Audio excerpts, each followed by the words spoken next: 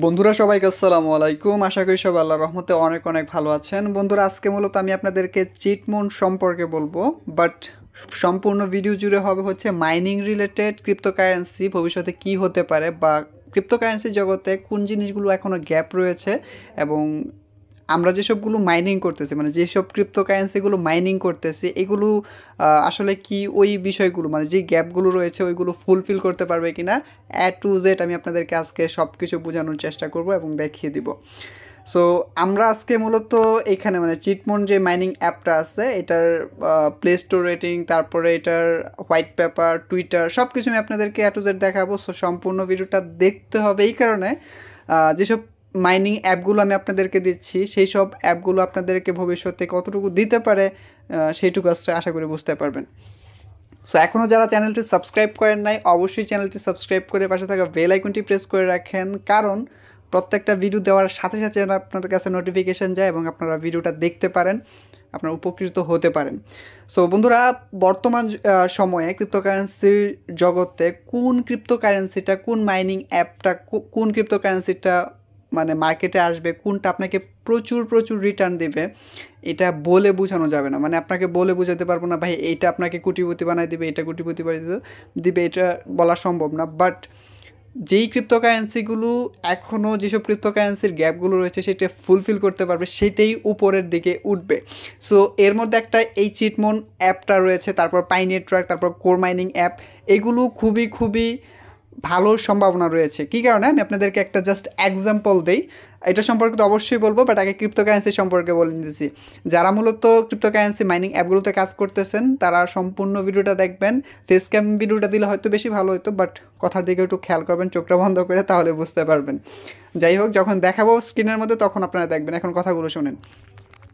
So cryptocurrency জগতে বিটকয়েনের, ঠিক আছে, বিটকয়েন, তারপর ইথেরিয়ামের যেই ট্রান্সফার যেই স্পিডটা, ঠিক আছে, ট্রান্সফারের যে স্পিডটা আছে সেইটা খুবই খুবই অনেক সময় লাগে। মানে আপনি কারো কাছে এক বিটকয়েন পাঠালেন, আপনি 1 ঘন্টা বসে রইলেন, আধা ঘন্টা বসে রইলেন, বা 10 মিনিট বসে রইলেন ট্রান্সফার হইতে গেলে। সো আপনি যদি একটা রেস্টুরেন্টে যান, কারণ কী কারণে বলতেছি, এক্সাম্পলটা কী কারণে দিতেছি, ভবিষ্যতে কিন্তু ক্রিপ্টোকারেন্সি হবে, মানে কাগজের টাকাটা থাকবে না, এবং তখন আপনি সকল লেনদেন কিন্তু ক্রিপ্টোকারেন্সির মাধ্যমেই করবেন, তাই না? সো আপনি যদি ভবিষ্যতে যখন ক্রিপ্টোকারেন্সি মানে সব লেনদেন যখন ক্রিপ্টোকারেন্সিতে হবে, আপনি একটা রেস্টুরেন্টে গেছেন, একটা কফি খাইলেন, সেখানে কফির বিলটা দিতে গিয়ে আপনি যদি 1 ঘন্টা বসে থাকেন, মানে বিলটা আপনি পাঠাইছেন বিটকয়েনের মাধ্যমে বা ইথেরিয়ামের মাধ্যমে, বাট সেটা ট্রান্সফার হইতে তার কাছে যাইতে আপনার 1 ঘন্টা লেগে যাইতেছে। সো আপনি তো অতক্ষণ এখানে অপেক্ষা করবেন না, তাই না? সো এটা জাস্ট আমি একটা এক্সাম্পল দিলাম। ক্রিপ্টোকারেন্সি বিটকয়েন আপনি যখন ট্রান্সফার করবেন প্রচুর প্রচুর সময় লাগে। সো এই বিষয়টা অনেকটা সিকিউর করতেছে, মানে এই গ্যাপটা ফুলফিল করতেছে হচ্ছে পাই নেটওয়ার্ক। এবং পাই নেটওয়ার্কের যেই ইয়াটা আছে, স্পিডটা আছে, মানে ট্রান্সফারের যে স্পিডটা আছে অনেক অনেক ফাস্ট অন্যান্য ক্রিপ্টোকারেন্সির তুলনায়, এবং ভবিষ্যতে যেসব ক্রিপ্টোকারেন্সি আসবে হয়তো বা তাদের থেকেও ফাস্ট কিন্তু পাই নেটওয়ার্কের করতেছে। এবং এই যে চিটমনটা নিয়ে কথা বলতেছে, আপনারা বলবেন ভাই চিটমনের মধ্যে পাই নেটওয়ার্ক ঢুকাইছেন কেন? আমি কিন্তু প্রথমে বলছি যে আজকে মূলত ক্রিপ্টোকারেন্সির মাইনিং অ্যাপগুলোর সব কিছু আপনাদেরকে বোঝানোর চেষ্টা করবো, যে আসলে আপনারা যে মাইনিং করতেছেন এগুলো আসলে লিস্টেড হবে কি হবে না, বা একটা ডোটোনায় থাকেন। দেখেন, আমি একটা কথা বলি, আমি আপনাদেরকে হয়তো 20টা 25টা মাইনিং অ্যাপ দিতে পারবো, এর মধ্যে যে সবটাই আপনার লিস্টেড হবে এরকম কিন্তু কথা নাই। যেগুলো ভালো দেখতেছি বা জানতেছি সেইগুলো কিন্তু আপনাদেরকে দিতেছি, বা আপনাদের রিকোয়েস্টের কারণে দিতেছি। সো চিটমন মাইনিং অ্যাপটা কিন্তু খুবই একটা ভালো ক্রিপ্টোকারেন্সি মাইনিং অ্যাপ। এইটার মধ্যে কিন্তু যদি নিউজে যান দেখতে পারবেন যে ওদের মূলত 500K ইউজার হয়ে গেছে, মানে 500K মানুষ এখন কিন্তু এটা মাইনিং করতেছে, এবং ওদের নিজস্ব ওয়ালেট আইসা পড়ছে অলরেডি। বাট আমি যদি ওয়ালেটে ক্লিক করি, you do not meet the minimum rank requirement to make receive transfer. আমি ওরকম র্যাঙ্কে যাই নাই এখনও যে আমি এটা ট্রান্সফার করবো, বা কয়েন ওরকম হয় নাই আর কি। সো এইটার প্রাইস যেরকমই হোক, আপনার প্রাইস 1 পয়সা হোক, বাট এইটা যদি মার্কেটে আসে, মানে মার্কেটে আসে, এবং এইটার যদি স্পিডটা ভালো হয়, আপনার ট্রান্সফার স্পিড হয় ভালো হয়, তখন কিন্তু মানুষ এইটাই ইউজ করবে। দেখেন, বিটকয়েনের তুলনা যদি দেই, বিটকয়েন আপনি আমি যেটা একটু আগে বললাম, আপনি একটা রেস্টুরেন্টে গেলেন, টাকাটা মানে বিটকয়েনের পেমেন্ট, একটা কফি খাবেন আপনি, যখন আপনি বিটকয়েনটা দিতে গেলেন তখন আপনার অনেক সময় লাগতেছে। সো আপনার কাছে তখন মনে হবে যে এরকম একটা পেমেন্ট সিস্টেম আসলে হয়তো ভালো হইব, যেটা কিনা সেকেন্ডে, যে একটা এখন বিকাশ নগদ আমরা ট্রান্সফার করতেছি এর থেকে ফাস্ট পেমেন্ট সিস্টেম হবে, এরকম যদি একটা ব্যালেন্স আমরা পাই, এরকম একটা যদি মুদ্রা আমরা পাই, সেটা ট্রান্সফার করতে ফাস্ট হবে। সো সেটাতে কিন্তু আপনি শিফট করবেন। প্রাইসটা ম্যাটার না, যেটা উপরে বেশি, বাট মানুষের কাছে কিন্তু এনজয়েবল হবে যেটা কিনা ইউজ করার ক্ষেত্রে আর কি। সো পাই নেটওয়ার্ক এবং এই চিটমুন, আমি ওদের হোয়াইট পেপারে চলে যাই, তাহলে আপনারা দেখতে পারবেন। আমি হোয়াইট পেপারটা বেসিক্যালি সাদা করে মানে বাংলা করে নিয়েছি, আমি এখান থেকে ট্রান্সলেট করে আমি আপনাদেরকে দেখাইতেছি, তাহলে আপনারা এই বিষয়গুলো বুঝতে পারবেন, যে বিষয়গুলো আমি একটু আগে বলছি আপনাদেরকে। সো এখান থেকে অনেক কিছুই দেখতে পারতেছেন আছে, এবং যদি আরও নিচে আসি, সো যে বিষয়টা আমি আপনাদেরকে একটু আগে বলছি যে লেনদেনের প্রক্রিয়াকরণ ভলিউম যেটা দেখতে পারতেছেন, এটা হচ্ছে চিটমুনের হোয়াইট পেপারে বলতেছে। আমি জাস্ট বললে আপনারা বুঝতে পারবেন যে ওরা আসলে কীরকম চাইতেছে। সো লেনদেনের প্রক্রিয়াকরণ ভলিউম, ব্লক চেনের প্ল্যাটফর্মগুলি, বন্ধুরা সরি, সো যে বিষয়টা বলতে চাইছিলাম, ব্লক চেনের প্ল্যাটফর্মগুলি প্রচুর পরিমাণে লেনদেন প্রক্রিয়া করতে অক্ষম, ঠিক আছে, মানে আপনি প্রচুর পরিমাণে কয়েন আপনি লেনদেন করবেন, সেটার ক্ষেত্রে ব্লক চেনগুলো এখনও প্রচুরই অক্ষম, ঠিক আছে। বিটকয়েনের প্রতি সেকেন্ড মাত্র 7টি লেনদেন সক্ষম করে, ইথেরিয়াম 13 এবং কার্ডানো 250 টিপিএস। কল্পনা করুন যে অ্যামাজন শুধুমাত্র মার্কিন যুক্তরাষ্ট্রের প্রতি ঘন্টায় 66,000-এর বেশি অর্ডার প্রক্রিয়া করে, মাত্র 2 দিনে আলিবাবা 16 মিলিয়নেরও বেশি আইটেম বিক্রি করছে এবং প্রতি সেকেন্ডে 583,000 অর্ডারের শীর্ষে পৌঁছেছে। ব্লকচেনের বর্তমানে বাস্তবায়নের প্রয়োজনীয় লেনদেনের পরিমাণের কাছাকাছি কোথাও নেই।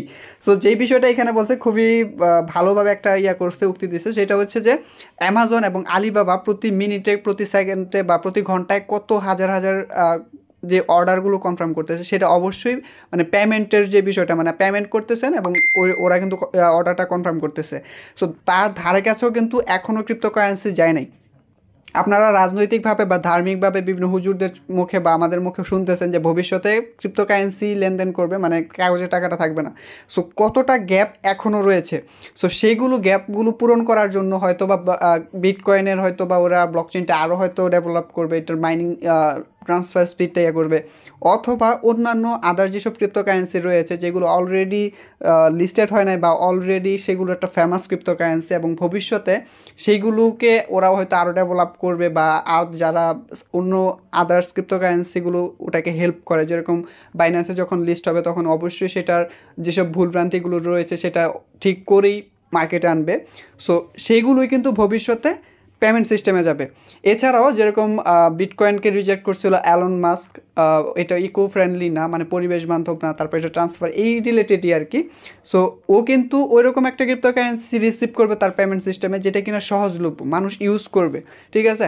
আপনি একটা দোকান দিয়ে বসছেন, সাপোজ আপনি একটা দোকান দিয়ে বসছেন, সেখানে যদি আপনি একটা কয়েন, মানে একটা কয়েন যদি আপনি পেমেন্ট সিস্টেমে নেন, আপনার পেমেন্ট মেথডে নেন, যেটা কিনা সবাই ইউজ করতেছে, সেটা ইউজ করলে কিন্তু পুরো ওয়ার্ল্ডের মধ্যেই কিন্তু ক্রিপ্টোকারেন্সিটা ফেমাস হয়ে যাবে বা সবাই ইউজ করবে।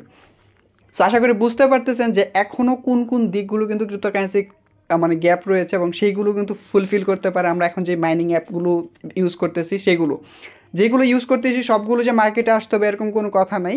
আপনাদের যে কোনো ক্রিপ্টোকারেন্সি একটা আসলেই কিন্তু আপনাদের কপাল খুঁড়ে যেতে পারে, সেটা কোর মাইনিং হতে পারে বা পাই নেটওয়ার্ক হতে পারে, চিটম্যান হতে পারে, বিটকয়েন লিজেন্ড হতে পারে, এরকম মানে এগুলো পছন্দের, তাই আপনাদেরকে বললাম।